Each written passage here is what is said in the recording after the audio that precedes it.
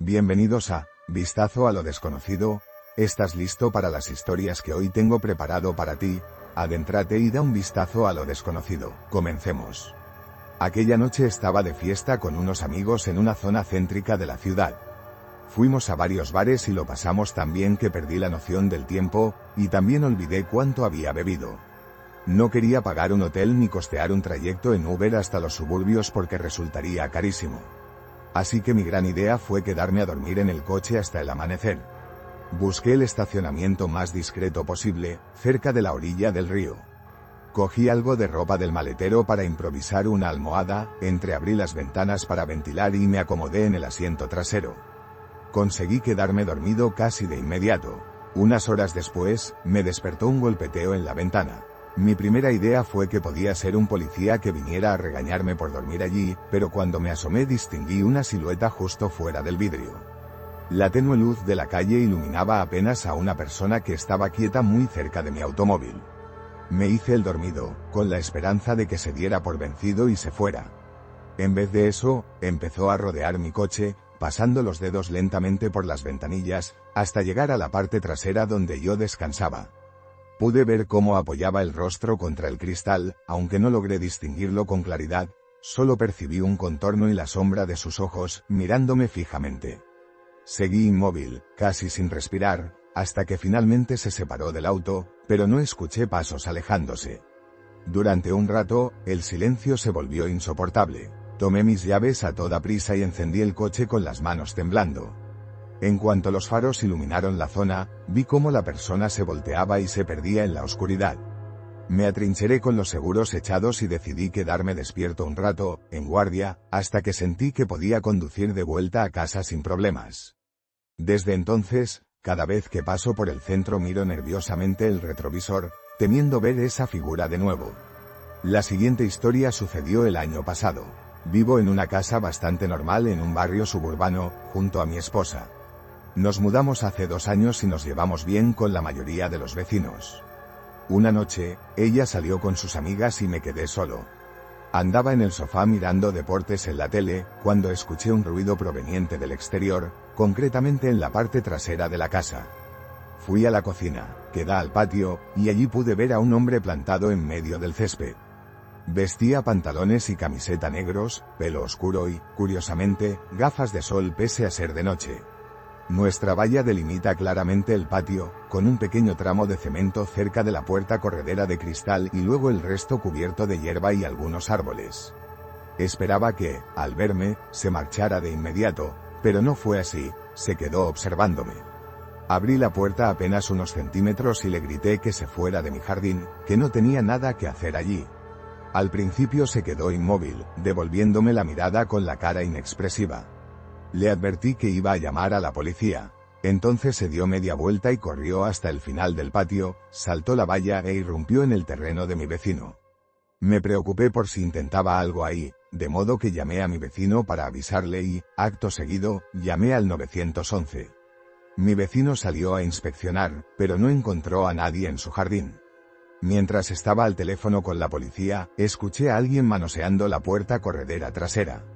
Corrí a mirar y lo vi intentando forzarla.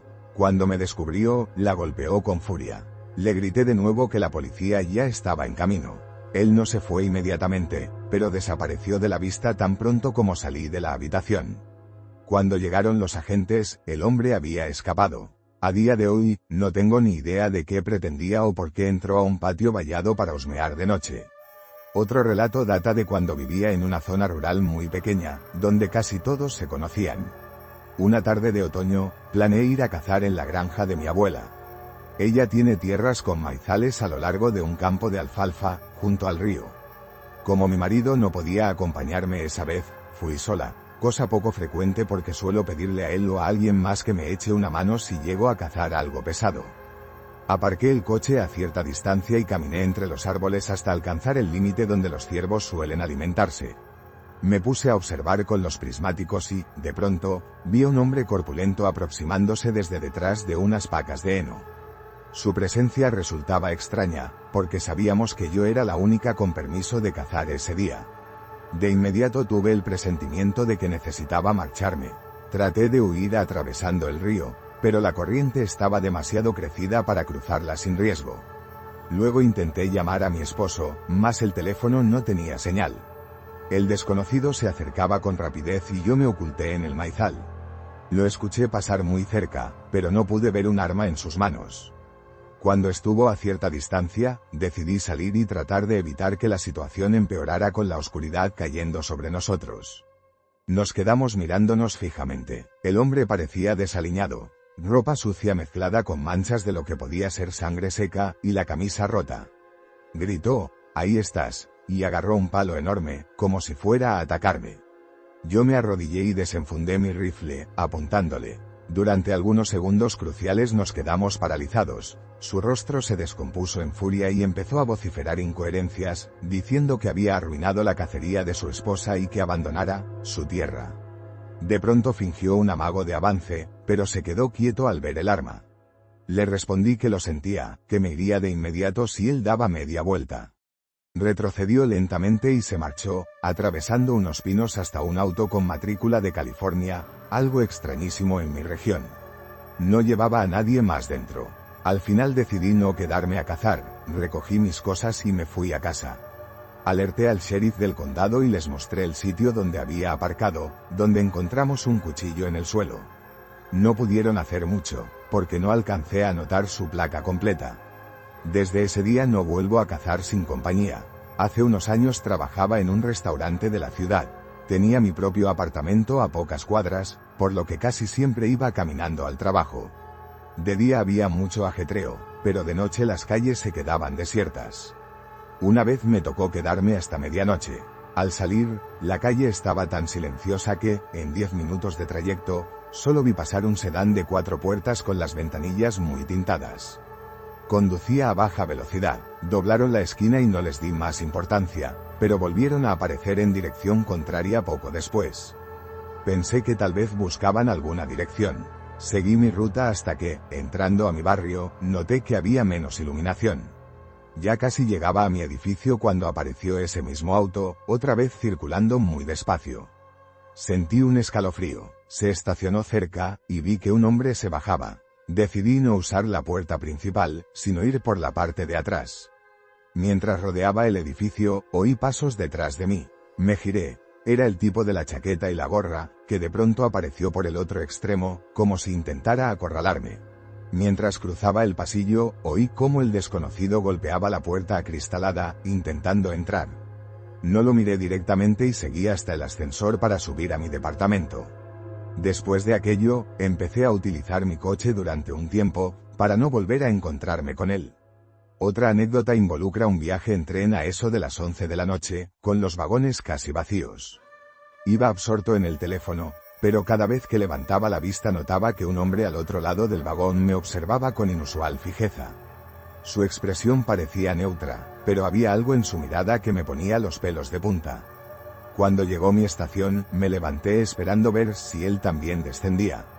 Parecía que no se iba a mover, pero en el último segundo saltó a través de las puertas justo antes de que se cerraran, imitando mis pasos. Fue evidente que pretendía quedarse detrás de mí en el túnel de metro, sin nadie más alrededor. Con el pulso acelerado, me detuve en seco y lo miré de frente. Él también frenó, fingiendo examinar el techo con aire inocente y luego se marchó por unas escaleras que conducían en sentido contrario. Un segundo antes de perderse de vista, se volteó con una mirada que desprendía pura malevolencia. Sentí escalofríos y salí corriendo por el metro, sin darle ocasión de seguirme hasta mi casa. Hubo una temporada en que vivía en un bloque de apartamentos algo desvencijado. Mi unidad estaba en el segundo piso y, tras un año de estancia, me había acostumbrado a lo ruidosas que eran las paredes y a lo fácil que resultaba oír a la gente pasar por el pasillo.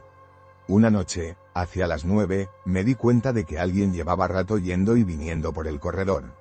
Eché con acento agudo un vistazo por la mirilla y vi a un tipo alto y desgarbado, con cabello largo. No me sonaba de los vecinos. Se alejó, pero enseguida escuché pasos de vuelta. Cuando volví a mirar, se detuvo justo frente a mi puerta, como si percibiera mi presencia.